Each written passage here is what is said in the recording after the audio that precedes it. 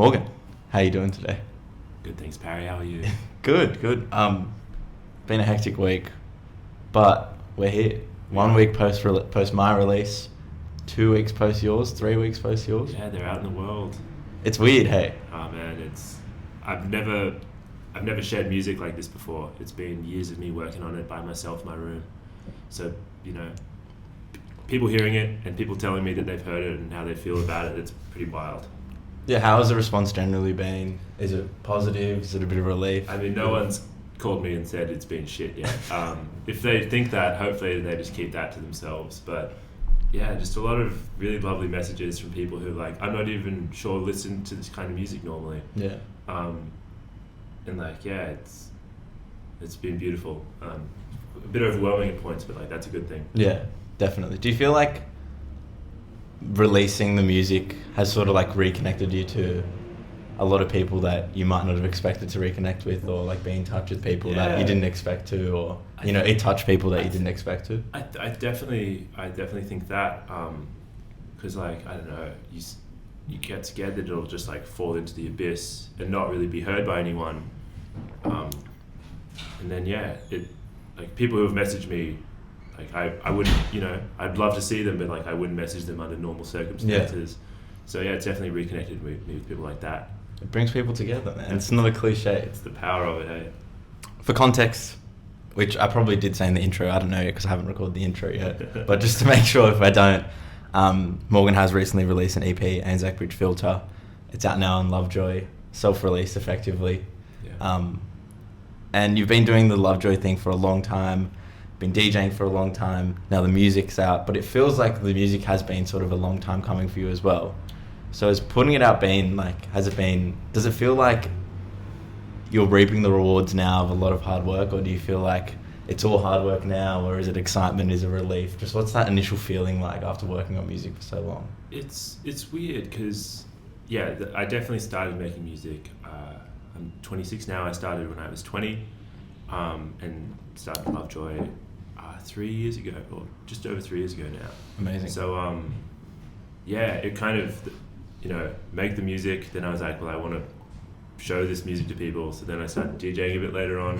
Then I was like, no one's booking me because no one knew who I was. So I was like, I better throw my own parties. Yeah. And then, obviously it became more organic after that. Yeah. We'll dive into the whole Lovejoy creation. Yeah, so. But seeing... That's literally, these microphones are so sensitive. Beautiful. It definitely feels like it's been a long time coming. But we'll just pause 1 second. Sorry, to get the round through. Oh, sorry. It's all good, Manny. Beautiful. And we'll dive way more into Lovejoy and how we got to Lovejoy and how Lovejoy came to how it is today, because I think it's a big part of the narrative and it puts the EP in such significant context with Sydney and stuff. I feel like I've wasted an answer. No, definitely not. Trust me. I'm a good interviewer. I know what I'm doing. I know how to navigate this stuff. So you were producing for a long time. When was the point that when you went from producing, learning and mastering your craft and understanding what producing is, when did you feel like you got to a point where, hang on, this music sort of could be released, it could, see the light of day? There's been many points, but I often still don't feel like that. It's a tough one because it's never going to be done. The music's never it's never finished. At least that's never been for me. It's out there in the world, but it's not done. But there have been many points where I'm kind of I would listen to this, maybe play it at a party.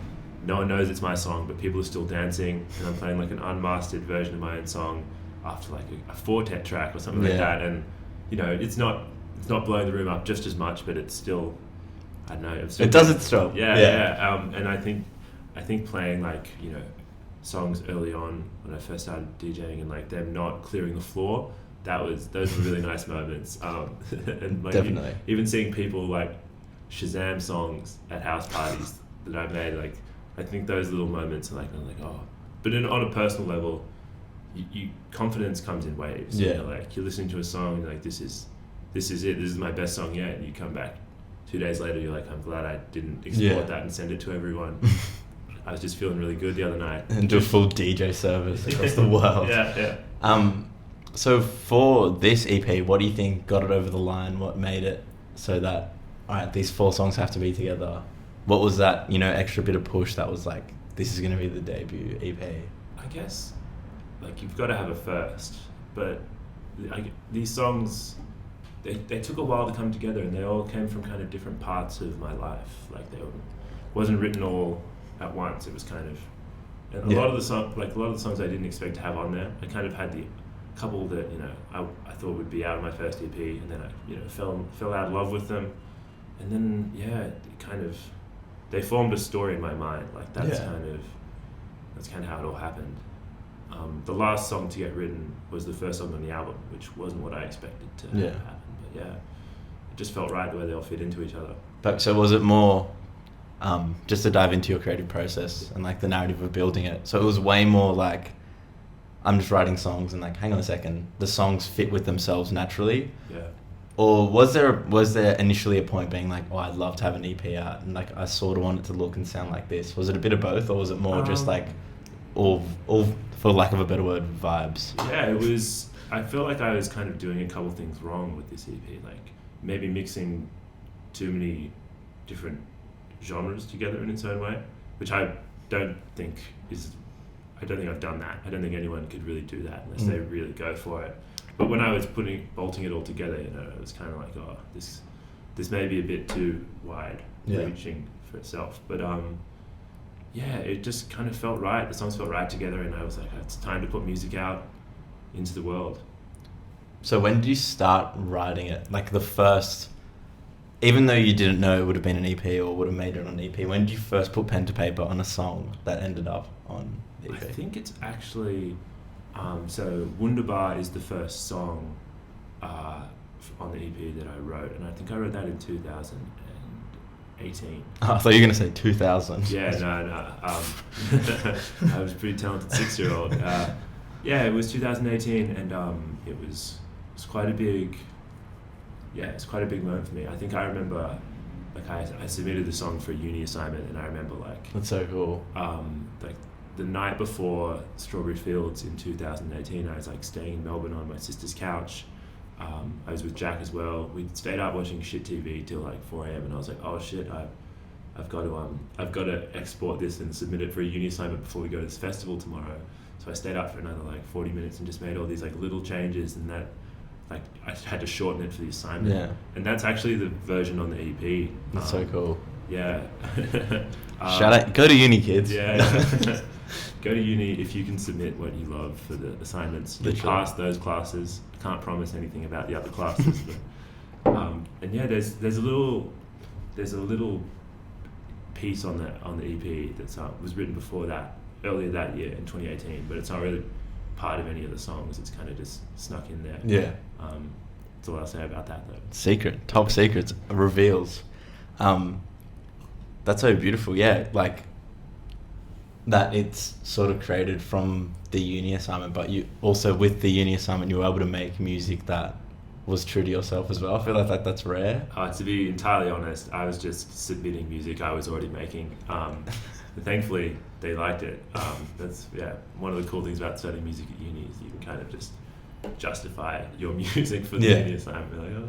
What's like the reception to electronic music in like in the uni music world? At the conservatorium, which is where I study, they're very open to it. I have some teachers, some lecturers there who I would say are like way deeper into electronic music than I am. I don't know if you've ever heard of like electroacoustic music, but I would say it's more stressful than any breakbeat, any. I mean, I sound into it. Yeah, it's like it doesn't really follow a tempo per se, but it's like all these sounds hitting you from every angle. Sometimes they operate in like 5-point sound, and it's ridiculous. Like the sound design that goes into it.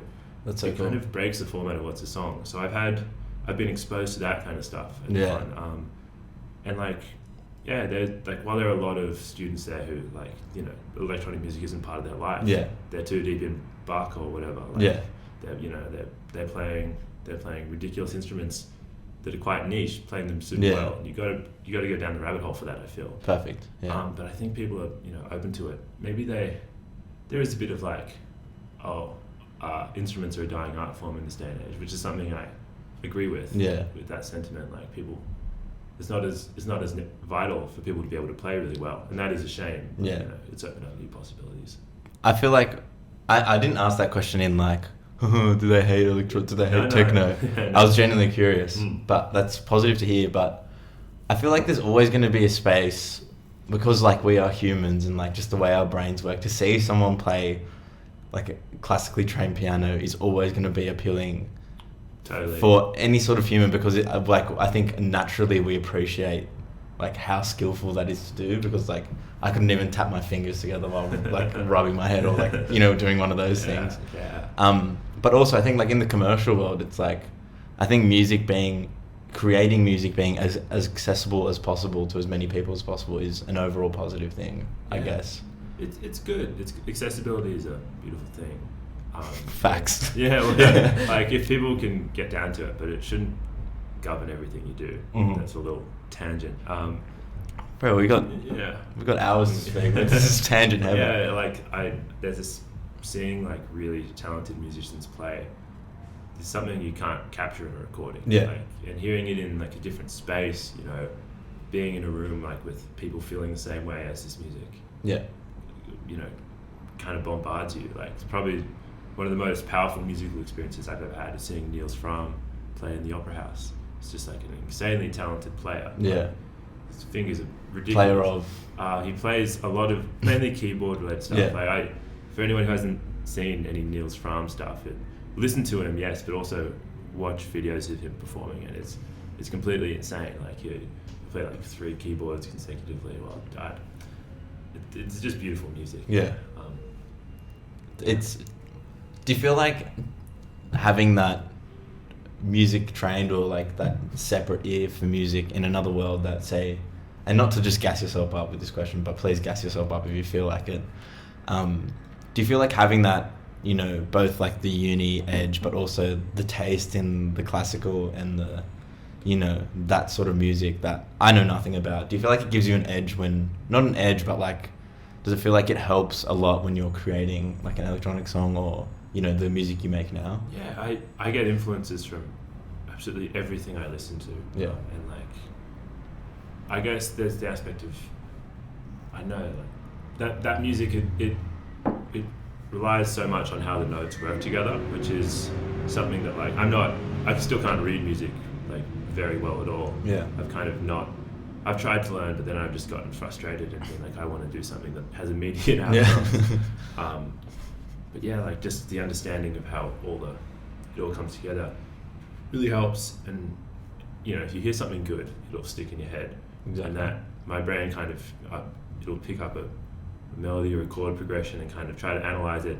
It won't be like this I don't know, kind of. Yeah. It won't really break it down too much, but the sounds are what's in there. Yeah. And I kind of hear it and just keep hearing it and hear it in different Yeah. ways and put a kick drum over it in my mind, and then sit down at the laptop, and I don't want to say I'm ripping like riffs out of old songs, but I promise. it's not consciously anyway. Yeah. Yeah, it is a subconscious thing though, probably. It's just like a pattern of thinking. Oh, totally. And just how that, translates and stuff. But yeah, I've just found it very inspiring to hear all this and be shown all this music. Yeah. Either through uni or just looking, like I've always been interested in it. And you can kind of burn out listening to, techno all the time. Minimal. Yeah.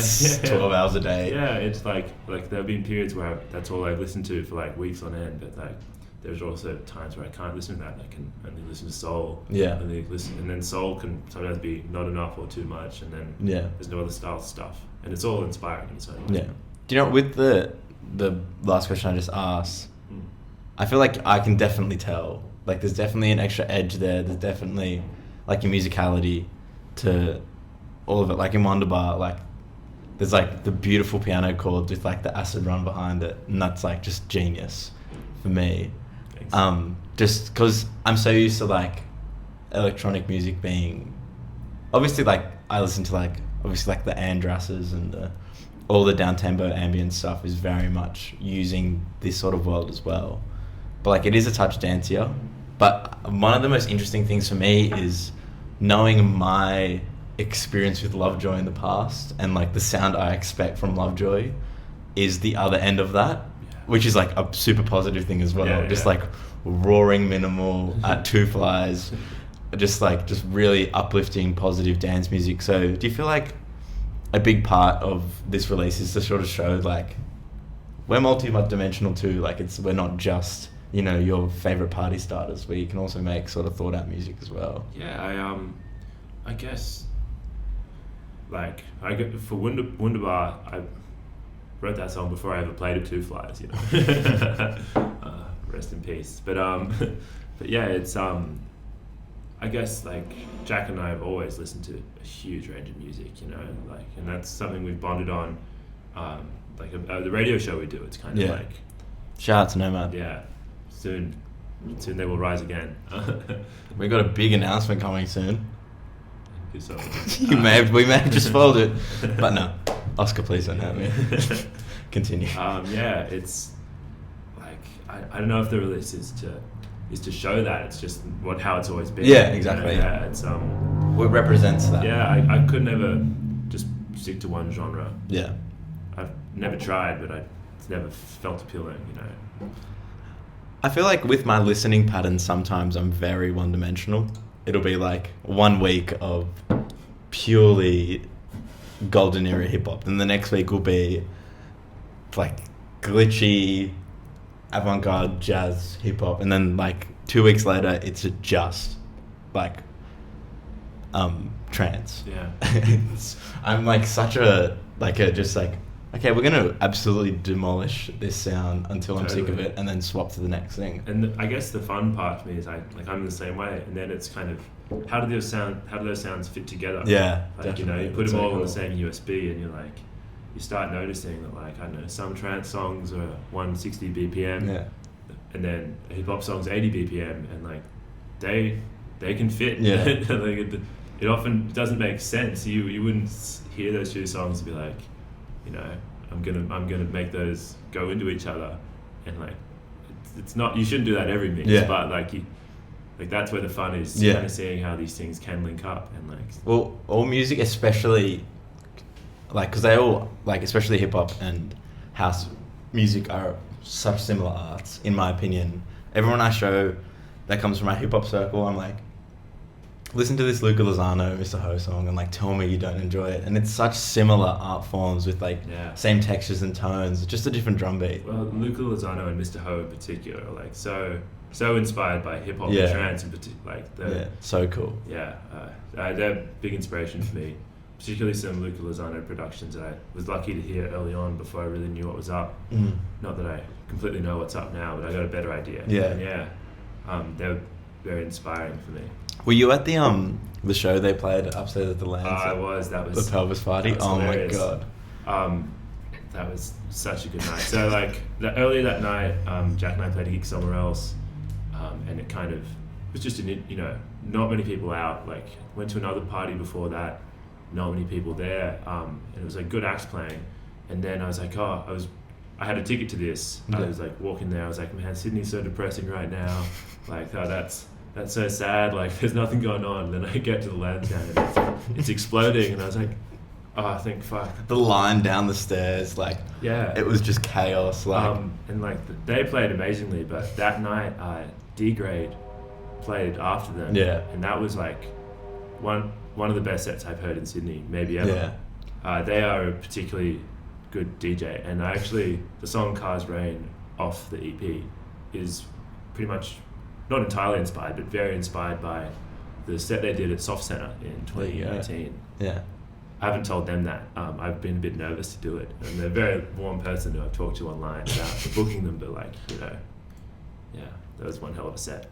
I feel like people are super receptive to, like, I feel like it's such an underrated thing, especially in underground scenes sometimes. Oh my god. Choo choo. Steam engine. Where is there a train line? I feel like people in underground communities are so receptive to, but people are so afraid to give feedback. Yeah. It's one thing that I really struggled with for a while, where I was like, oh, I really like this person, and I see them out, not like this person, like I have a crush on. Yeah. As in, like, really just like am inspired by what they do, Yeah. no matter what the scale is.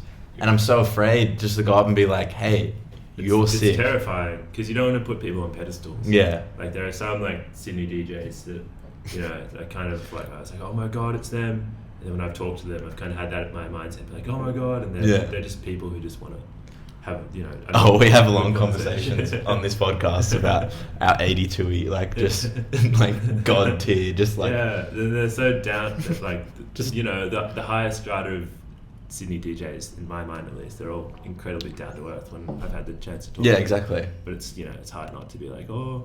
And so I think it's that, just if you don't go in with that mindset, then it all works fine. But because people are just humans, like it's not that. Yeah, but you also don't want to, like, I have seen it happen where people, like, it looks like people are sucking up a little bit. Yeah. Like, I don't know. I don't think you should be scared of doing that, but it's also like, you don't want to. Well, it just depends on the context, Yeah, really. Like, yeah. you want to respect people's space, and Absolutely.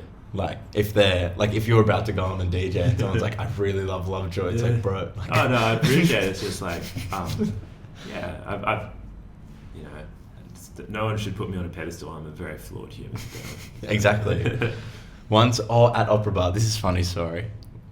The first picnic opera bar, some, not to toot my own horn, but this big group of like absolute pests walk in, and I'm just sitting with like everybody was there that week, but like I'm just sitting with my friends, like tight knit friends, just like keeping the lid on, like very low key. Yeah.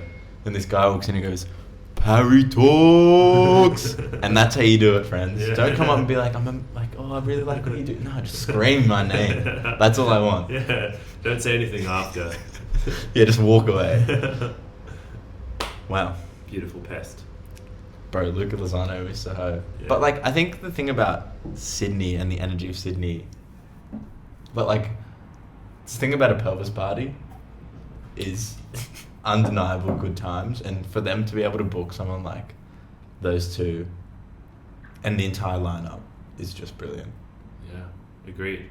And I just, we just love Pelvis. We're good friends of the show. Just shout outs, I feel like every show we need to shout out Pelvis. I think it was Alien. Oh no, it was both. It was Breakbeat Chaos and Pelvis. Not even Breakbeat. Yeah, not even Alien. Lovejoy, music. Morgan Huggins, you make music. Let's dig in the concept of it a bit, because there is a fair bit of sentiment, I think, behind it, with both the imagery, the song titles, the name of it. The Anzac Bridge is such an iconic and I think underrated part of Sydney, because it's the best bridge in Sydney. I just want to make that clear. I feel that way strongly. Yeah. Because I feel like it is. People think of Sydney as like the Harbour Bridge and the Opera House, but I feel like when you're from Sydney, not from Sydney, but when you live in Sydney, the Anzac Bridge, like, technically and is very useful. Oh yeah. Like getting from that part of the world to the city, like it saves so much time. I grew up like in Lilyfield, so yeah. That bridge was a huge part of my life. It's how I got anywhere. And driving through it, looking at those. Yeah. It's and then I don't know. My music's very nostalgic, I think, and that's like such a landmark. So I lived in Melbourne for a long time, and then when I moved back here and just like, I don't know, walked past that bridge for the first time, I was like, it feels a bit like I'm home. Yeah. And yeah, this EP was written while I was living in Glebe, like really close to Blackwall Bay. Yeah. So I'd just go down to the bay all the time and like just, walk around it, listen to music I was making at the time, listen to other people's music, and just look at that bridge, walk over it, walk under it. I've explored that area pretty extensively. Yeah. Looking for rave spots. Yeah. Sadly, there's too many apartments around there now. True, yeah. Although, the power station, like on, the Balmain side of the bridge, there used to be raves thrown there in the 90s. That's so cool. It's like, it's obscene to think about that now. Yeah. It's such an off-limits place, but like talked to a few older heads and they're like, yeah, the parties there were pretty damn fun. Yeah, that's so crazy. All right, one last sidetrack before we really dig in again. Sorry. I'd love to dig way more into the history, because I feel like I understand the context of Sydney, like just pre-lockout and then post-lockout and then after that. But I feel like I have no idea about. It's a deep history. Yeah, there's a couple of really good Facebook groups I've been lucky to sneak onto, even though I have no experience of the 90s rave scene in Sydney. And like they're posting all photos and stories, and essentially it was a different city. Like it was far more wild. Like there were, I think Australia's, as time goes on, there's more rules in response to things. Well, I guess that's the 90s universally. It was just a bit more wild, and like it's hard to fathom when we weren't there, but like just like the music coming out of that time as well. This is like so much good Australian trance and breakbeat and like Itchy and Scratchy, all that sort of. So cool. Yeah, and kind of you get a sense of, I don't know, how much the cultures existed beforehand, and like you are carrying something on, even though it feels a bit disconnected because all this time and the people on the scene are completely different. Like if you see a photo from like these people who are now like in their 50s, young and munted in some stadium, you're like, you absolutely resonate with them, even if it's like 1989 or something. Like it's so much time has passed, but like they were where we were once, and it kind of makes you realize that like we will be where they are now. Yeah, hopefully, in our 50s telling tales. I feel like electronic, especially the electronic music that we engage in, is very timeless in the fact that people will be releasing songs now that could be come out of the 90s, or people still DJ stuff from the 80s and 90s. Yeah. So I feel like there is such a massive just like an overlap in the Venn diagrams of culture, totally. Like entirely, because the sonics are the same, the energy is very similar, I think, too. I think right now in particular, there's like a lot of, we're essentially rehashing stuff that was very popular in the 90s. Yeah. Like, and I've talked to older people who own record stores, and they're like, yeah, it's just, like it just keeps, it's a circle now. I think styles keep recycling themselves. But every time we go back to revisit a style, like I'd say trance is kind of the flavor of the moment in my world, kind of techier trance. Big time. And every time we go back and revisit it, it's like we kind of have a bit more perspective on what worked and what didn't, what tracks lasted, like what tracks, what tracks you listen back to and you're like, oh, this is pretty damn cheesy. Yeah. Like the tropes that needed to get shelved and all that sort of stuff. So it's cool, noticing that. I think, and especially I relate so much to like the techie trance, because like I go to my music library now in terms of like what dance music do I want to listen to, or if I could curate the perfect set list, it'd just be like 2 hours of Rosa Terenzi and DTF. Yeah, those flavors they're so like Rosa, DTF, those artists are like huge influence. And I think I didn't. It took me a bit longer to get into them because I just needed to open up to those sounds a bit more. Like techno didn't come to me as naturally as other music did. Yeah. But I was shown some amazing parties early on, like that opened my mind to it, and I was like, oh, that's what the power of this is. I think the best way I've heard it described is that house is a feeling and techno is a landscape. Well, I feel like there's so many blurred lines between. So many. Because like my idea of techno leans way closer to trance than someone in Europe would assume, just because of like what the Australian sound is. Yeah. Whereas like when I listen to techno, I'm thinking of like big rave synths. Yeah, more melodic stuff. Yeah. Whereas like but not even like traditional melodic techno, like it's way closer to like a Rosa or a DTF or a Morgrab would make, rather than as opposed to like the kind of atonal stuff that doesn't have any particular key. That stuff is super enjoyable. It does get monotonous for me unless Big it's time. done really well. Yeah. But yeah, that said, I haven't been clubbing in Europe. I haven't felt it the way that you would feel it there. Yeah. So got a while to go before I have a real opinion on that. But like, as in just to say, like I feel like us talking about D Tiffany and Rosa Terenzi being like that's trance, that's tech house. They like as in they and like all that's close to techno for us. Yeah. But then in Europe they'd be like, no, like this is not anything. Like it's such an Australian sound, I think. Even though like D Tiffany's not even Australian. The Canadian sound is I think it's all linked up, and like you've got all these Australian and British producers as well, like and people from other parts of the world like Kosh, who's like from Morocco, I think, and then like artists like Suns, who's like a Korean dude, like so many different.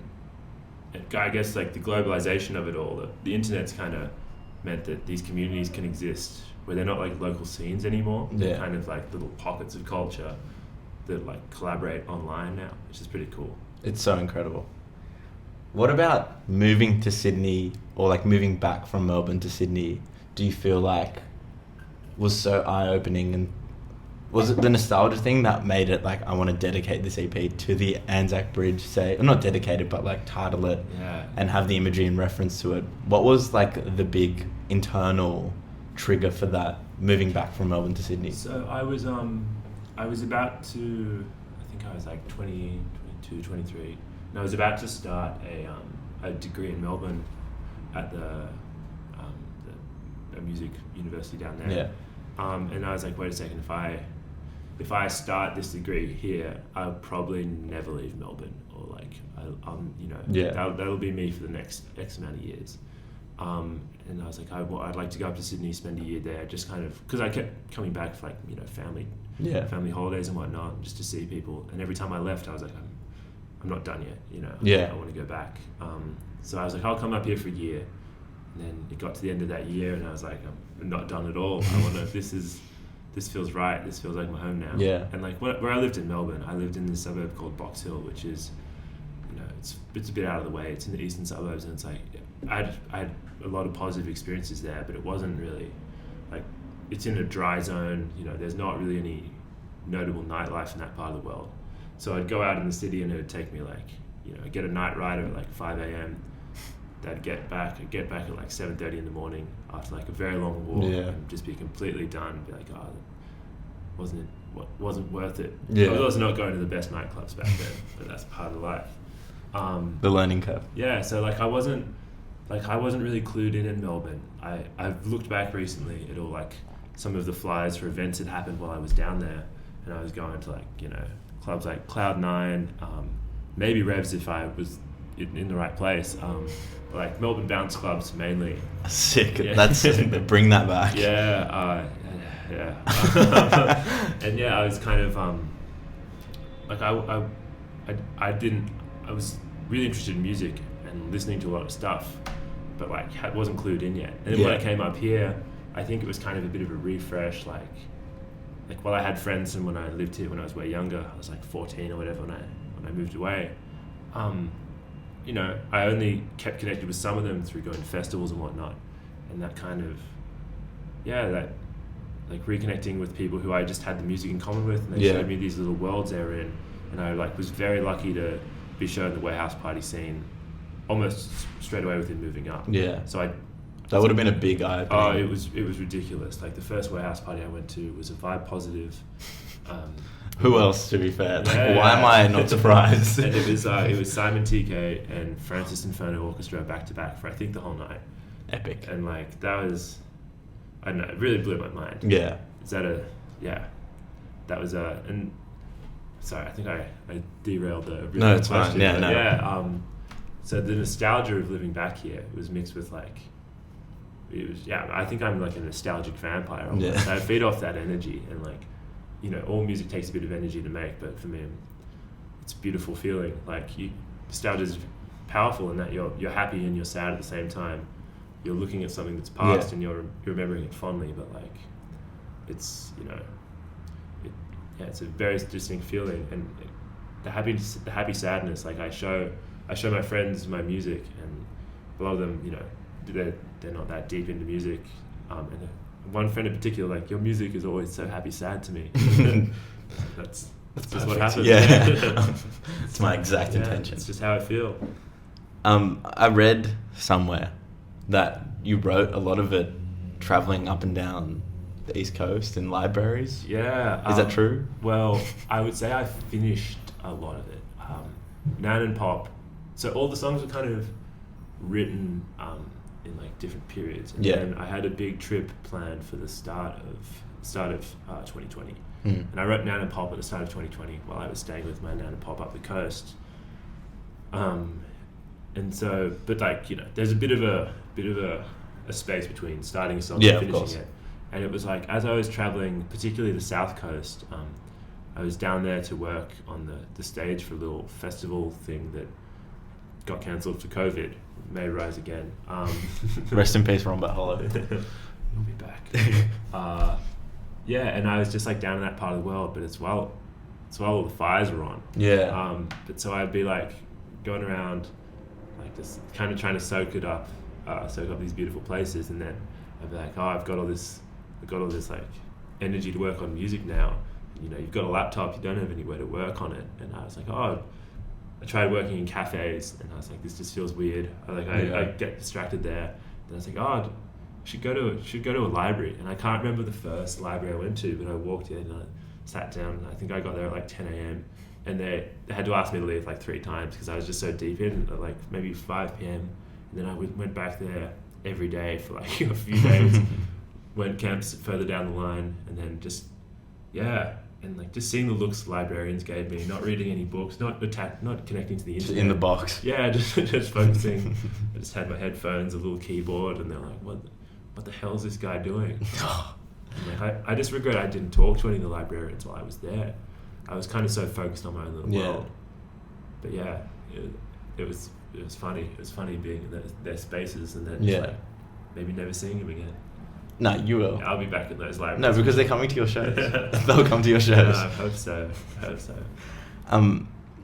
How much do you think that the context of not being at a home or at a studio or just in a different space helped, create or, formed itself with the EP? Like, do you think like it did have like a definite influential factor being outside of the comfort zone? Yeah, so with the EP,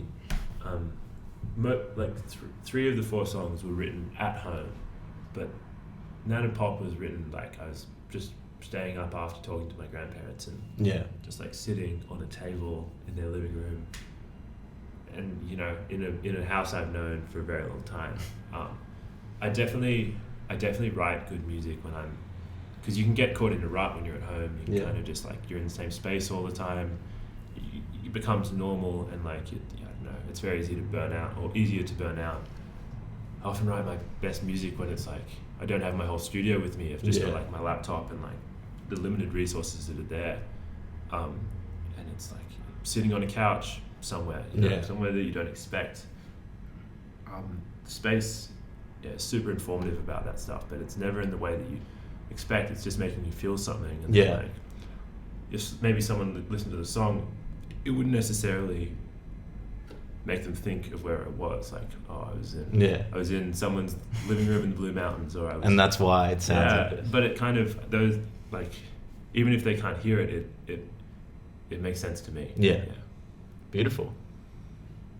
Go buy the EP. What are you doing? Stop. Why are you listening to this? Yeah. If you pause right now, open a new tab. Lovejoy, Bandcamp. It's there. Go get it, because it's beautiful. Yeah. One thing I did want to dive into, when, and properly, how did you start DJing? How did you find dance music, electronic music, and then how did you meet Jack, the other person in Lovejoy, and how did Lovejoy sort of take form, or was it yours initially and then he was your intern, or? You'll hate that. So Jack and I were actually in the same mothers group. Wow. So 1994 when we were both born. Wow, that's crazy. Yeah, I don't remember him from it because I was a baby. But we were like, it was the kind of that area, Balmain, Lilyfield, mothers group. And we were in it together. Like, our parents remember each other. We by all means hung out as babies. And then he moved away to Bulahdelah because his parents were like, let's give our children the chance of having a rural youth, Nice. Which I'm jealous. Yeah. He got to run around the country and shit. And he met some, by all accounts, very fun people out there. And then he moved back it would have been start of high school, and we were in the same class. And we actually formed a band at that point. Like, we were friends. We smoked weed together for the first time, all that sort of thing. Allegedly. Yeah. No, it's not alleged. It's the truth. he may deny it. I'll stand against him in court. Yeah, and like, you know, we were just friends, like we were little idiots, but it was a good time. Our band was pretty bad, but yeah, no, that's part of being in an early high school band. A must. Yeah, a necessary step. And so then we kind of, you know, just like I moved cities. We didn't see each other for a while, and then I bought a ticket to to Strawberry Fields, one of my favorite festival in the world, on a whim. None of my friends from Melbourne were going. And then actually one of my friends who just turned 18, I think I was like 21 or something. You get a free ticket if you're born on the weekend of the festival. So it was just me and him driving up, and Jack was like, "Oh yeah, find us and camp with us." And I was like, "Cool, I absolutely will." Driving around the festival, never been to a festival before. I was like, what is this? What the fuck's going on? And like, where is the campsite? Somehow found it, and we just like connected there. Listened to all this beautiful music.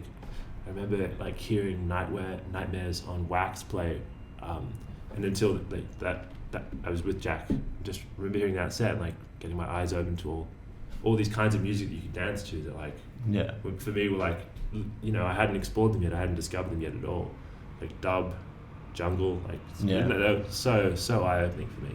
And I think I remember looking over at him and like, wow, what the hell is this? And like, you know, that powerful memories.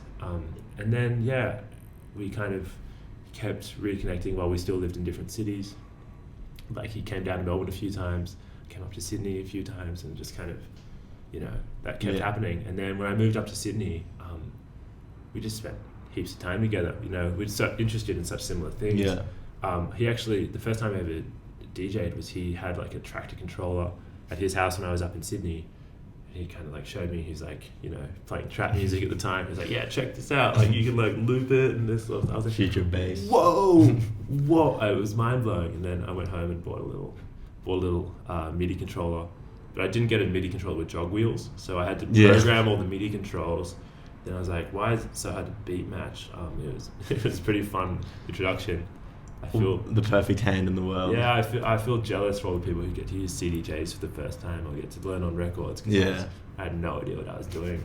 So Jack and I kept hanging out, kept going to parties, kept going to warehouse parties in particular, and being like, this is the best thing. And we threw our first park rave with a group of friends who I hadn't met until we threw the rave together. Like he knew them vaguely through other people. Who are they?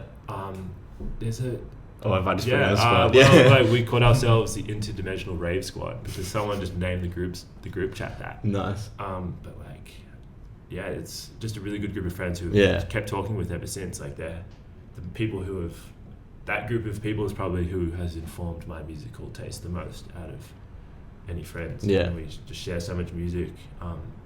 And we threw these park raves, and I remember I had my first gig the week before the first park rave.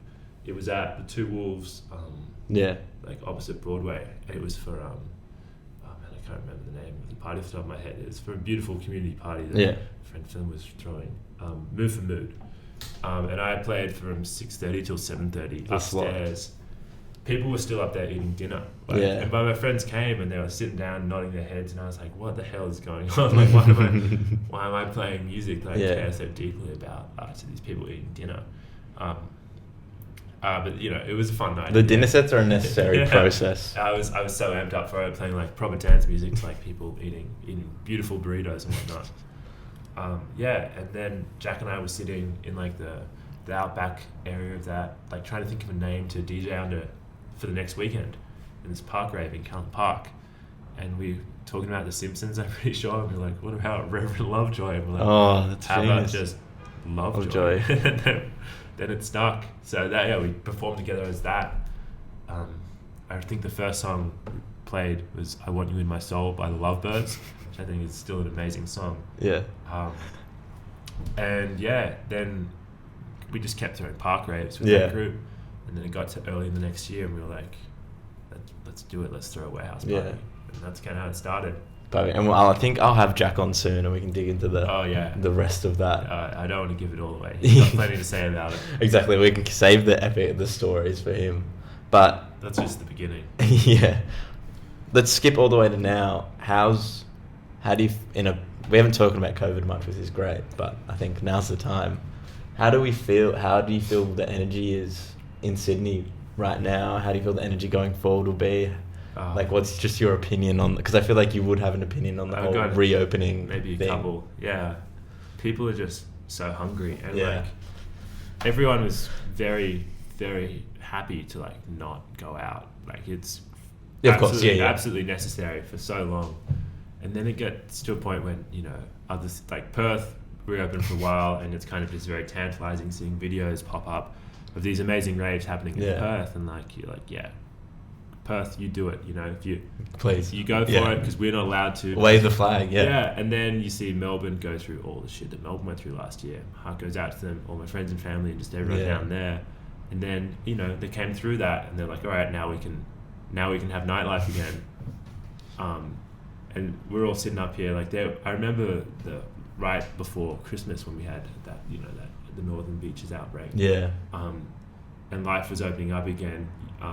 And then it happened, and we had to cancel everything. I got to DJ once. You played the one weekend. Oh you my DJed. God, that was great. Tokyo Sing Song. And so at that party, to go on a tangent, there's like, when we got there, talked to the DJs who played earlier. They're like, the crowd's pretty rowdy. There's a lot of chanting, a lot of young munted energy. Some chants not so good. I'm not really a fan of any chanting in a nightclub in general. But we got down there and we talked to Frida and Jackson, who were playing beforehand, and they were like, oh yeah, so all these like group of people at the front who they were the chanters, like they're celebrating an 18th birthday, and they're all 18. They all turned 18 during COVID. Oh my God, they've never been out before, and they're like, I was like, oh my God, if I heard the music that Frida and Jackson were playing that night on the first night I ever went out, I'd be a different man. I'd be a way better person. Like there's no way. It was such a fun set, because like Tokyo Sing Song, I think normal capacity is like 150 people. And there's like, you're allowed 50 people in there. It was like a very long line because it's limited capacity. But once you got down there, you weren't allowed to buy any drinks. So because you couldn't drink on the dance floor. You couldn't drink on the dance floor. So like people would get down, like, I've waited in line for an hour and a half. I'm gonna get a beer or whatever they want to drink, and then be like, you can't do that. You've got to line up to get upstairs, then line up to get back down here. And they're like, what the hell? Well, I might as well dance. And so like no one was sitting down. If you wanted to sit down and relax, then you just go out. So leave. It was really great energy, and like you just get the best combination of blow-ins in Newtown. Like it's beautiful. It's beautiful seeing the cauldron at its best. Sometimes it can be hideous, but the energy. So like, just, I don't know, walking around Sydney recently, everyone's getting maybe a little bit frustrated. It's taken a while to get back to life. Like, it's just because like if there was another breakout, it'd be the worst. Everyone instantly would be like, well then let's react to that. And lock down. Just be smart and quick about it. But like if there's, if the sentiment is that there's none out there, which kind of feels like it. It would be cool if things were a bit more open. If you could stand and dance with friends, or not just pretend to have a wedding so 30 people can dance at a time. Why don't we get married and then? I mean, in a warehouse. With 30 people though, that's the crux of it. It's so 30 crazy. people dance floor that can rotate. Like these rules, I can understand where they're coming from, but like sometimes they feel a bit silly. We should be there soon. I just like the positive, that general.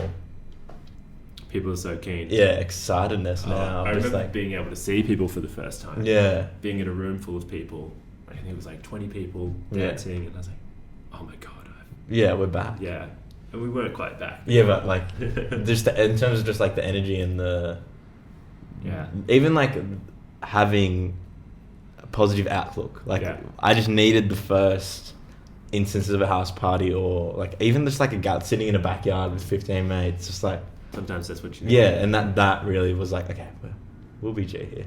Like, one thing I noticed when I went down to Melbourne, I kind of luckily skipped the lockdown up here. Went to Melbourne to see my family for Christmas, and going out there, just like you could hear how the sound has progressed, like since things locked down. And it's very clear that everyone's been digging pretty goddamn hard.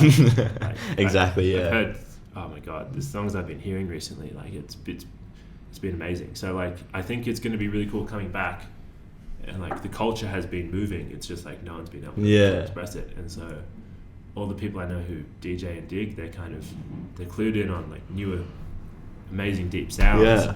And I think everyone's just fucking so excited to share those, and I know that everyone's hungry to live again. So that's all gonna combine in a very nice way. Yeah, I think so. It's beautiful. It's exciting. Yeah. Morgan Huggins, 53 minutes. Last question. I ask this to everybody. It's an important one. You have to like neck nominate, or like, who do you think would be good to come on Parry Talks? Who would have a good conversation? Who's that? Absolutely. I know exactly who I want to nominate. Her name's Janine. She goes by the name Scaife and Darber on Facebook. Oh yes, of course. She runs a party called Ghostly, and she's just full of wisdom. Sydney Fun Club. Yeah, she's got a lot of things to say, and people need to hear it because she's, she cares about the scene. She's put a lot of effort into it, and I just think, Scaife. Yeah, that's Genius. without a doubt, that's who you should have on. Parry Talks, thanks for listening. Go buy the EP. Get to a Lovejoy party when they start coming out. Listen to Nomad Radio. Listen, just do all the right things. Yeah. Be a nice person. Thanks so much for coming on. Thanks for having me, man. It's been a pleasure. No worries. Woo!